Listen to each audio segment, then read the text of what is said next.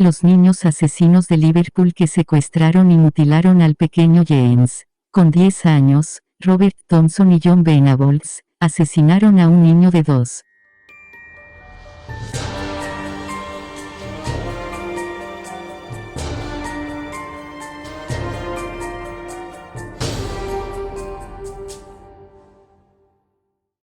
Las imágenes del centro comercial New Strand de Merseyside, Liverpool, Reino Unido, dieron la vuelta al mundo el 12 de febrero de 1993 cuando 2 niños de 10 años secuestraron al pequeño James Bulger de apenas 2, para posteriormente asesinarlos sin piedad. La sociedad británica recibió la noticia con gran conmoción, más aún cuando se desveló la identidad de los verdugos. Se buscaron todas las explicaciones posibles para entender la monstruosidad que Robert Thompson y John Venables acababan de cometer. Problemas familiares, todo se debía a un juego, nada evitó que se les condenase a permanecer en prisión hasta la mayoría de edad. Sin embargo, una vez cumplida la pena, se desató de nuevo la polémica. ¿Quién podía asegurar a los ciudadanos que ya no eran un riesgo para la sociedad? Robert Thompson y John Venables se unieron en la infancia a raíz de los problemas familiares que vivían por separado. Ambos encontraron en el otro la comprensión y el respaldo que necesitaban. Los dos nacieron en la ciudad inglesa de Liverpool. John lo hizo el 13 de agosto de 1982, y Robert, 10 días más tarde. De nuevo tenían algo en común. La vida de los dos niños era un drama real. Violencia familiar, hermanos con problemas de aprendizaje, adicciones al alcohol, abandonos y divorcios eran comunes en las vidas de ambos. Sufrieron maltrato físico y psicológico por parte de sus progenitores y, cuando se conocieron, estaban aislados del mundo. Era como si hubiesen aprendido a desconectarse emocionalmente. Además, su rutina escolar era imposible. No destacaron por ser buenos estudiantes y faltaban continuamente a clase, lo que les llevó a coleccionar un buen número de amonestaciones. Esto, unido al acoso escolar que sufrían, les llevó a hacerse inseparables. Un detalle que cabe destacar es que días antes del asesinato estuvieron viendo la tercera secuela de la película Chucky, el muñeco diabólico. Como se supo durante el interrogatorio, esta supuestamente les sirvió de inspiración para cometer el asesinato. De hecho, ya lo intentaron con otro pequeño días antes, pero la madre llegó a tiempo. Sin embargo, la segunda vez no fallaron. El 12 de febrero de 1993 fue el día elegido. De nuevo habían faltado a clase, algo habitual en ellos, y su presencia se hizo notar en el centro comercial New Strand. Armaron jaleo en una de las oficinas del edificio al entrar gritando y revolviendo los folletos del mostrador.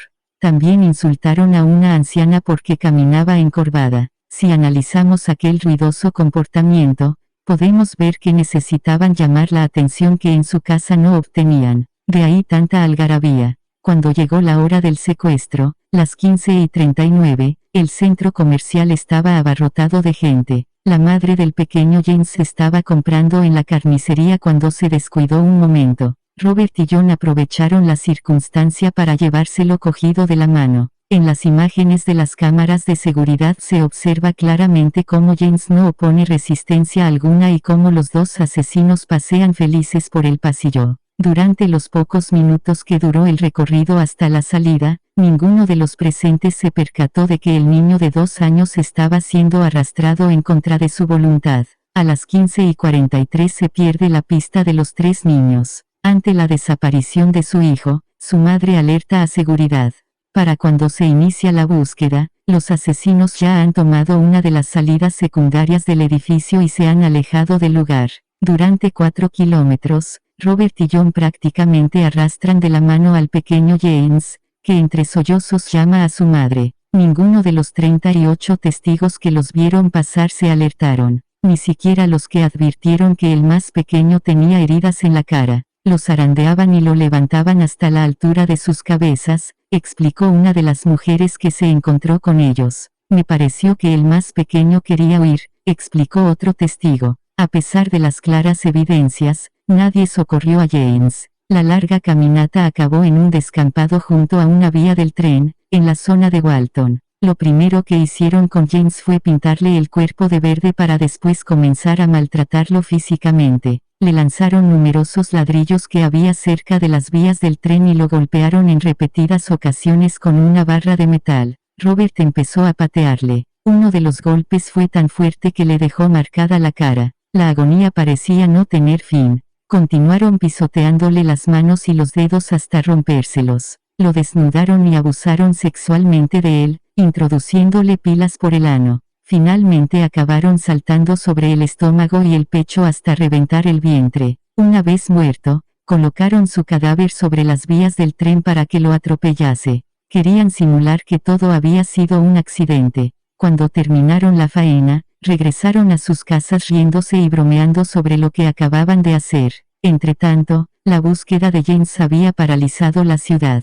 Todo el mundo estaba ayudando a encontrar al pequeño de 2 años sin saber todavía que ya había sido brutalmente asesinado. Durante la investigación se revisaron las cintas de seguridad y las autoridades empezaron a entender qué había ocurrido. Los secuestradores eran 2 niños. 4 días más tarde se encontró el cadáver de James cortado por la mitad. Dieron con los 2 criminales gracias al testimonio de una mujer que había visto las imágenes por televisión. Cuando se dio a conocer la noticia, la opinión pública protestó encolerizada. Reclamaban justicia aunque fuesen menores de edad. Se procedió a la detención de Robert y John, que fueron juzgados como adultos a petición expresa del gobierno. Durante la vista judicial los asesinos mantuvieron una actitud impasible. Mientras los especialistas reconstruían los hechos, los niños no mostraban empatía ni arrepentimiento.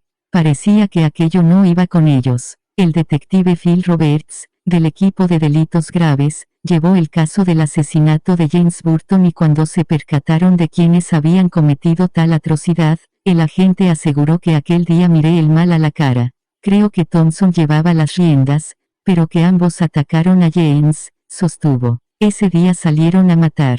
Así lo creo realmente y si no les hubiésemos atrapado, me temo que habrían actuado de nuevo.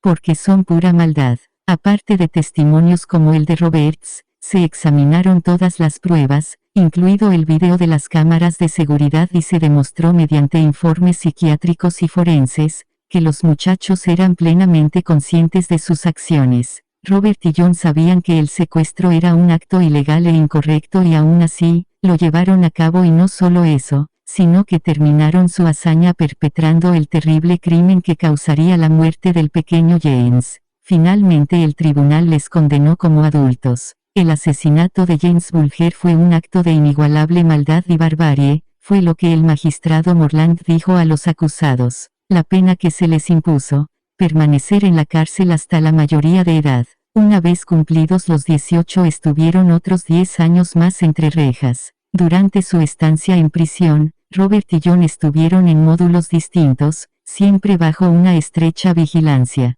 Su proceso de rehabilitación le costó al país cerca de 4 millones de euros. En 2001, el Ministerio del Interior decretó que estaban preparados para la reinserción, a pesar de las fuertes protestas que se produjeron al comunicarse la noticia. Se les envió a ciudades distintas del norte de Inglaterra para evitar el posible reencuentro y se les concedió el anonimato de por vida. Sus identidades están bajo secreto y cualquier persona que ose sacarlas a la luz podría incurrir en un delito penado con hasta 2 años de cárcel. La sentencia también recogía que John y Robert tenían prohibido acercarse a la localidad donde cometieron el asesinato, ponerse en contacto con la familia de James o cometer cualquier otro delito. Mientras que de Robert jamás se supo nada más. El 3 de marzo de 2010 John volvió a ser detenido. Consumía drogas y alcohol, era un asiduo a la pornografía infantil. Tras cumplir una condena de 24 meses, fue liberado en septiembre de 2013.